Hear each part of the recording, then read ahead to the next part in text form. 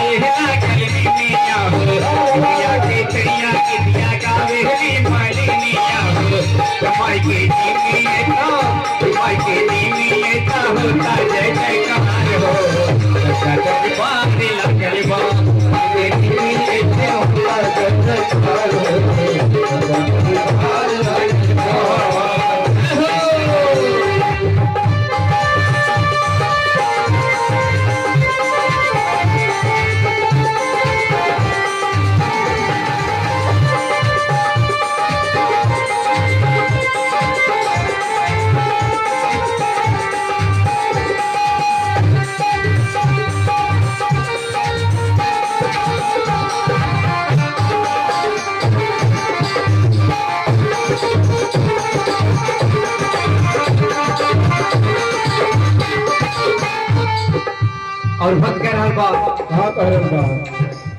झुरी झुरी के पुरुवा पवना देवल के दावतारी माई की भजनवा झुरी झुरी के पुरुवा पवना देवल के दावतारी माई की भजनवा हरला बाजुकी झुकी मीरा बजाविले झुकी बाबा माई के बिनाविले लागल सेवा में सारा संसार हो लागल सेवा में सारा संसार हो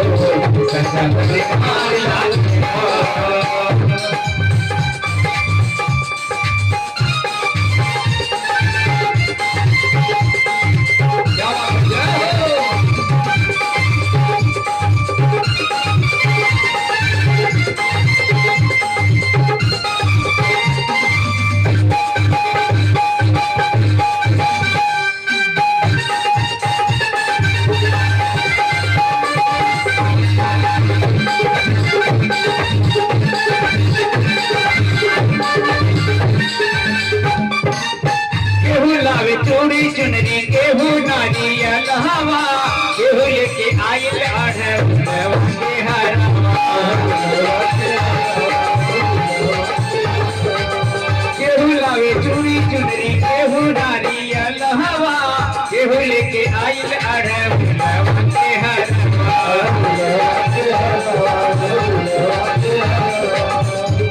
पखाना ताड़ी गंगा महारानिया हो भावरगतानी का माई के नौनिया हो मैया जी के सोर हो सिंगार हो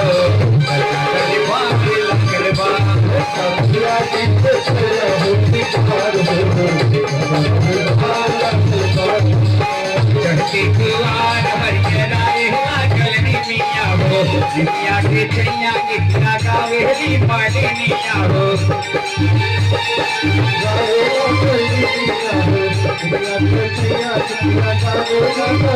चढ़ती कुआर हरियराए लागल मिया हो दुनिया के छैया कितना गावेली मालिनिया हो माई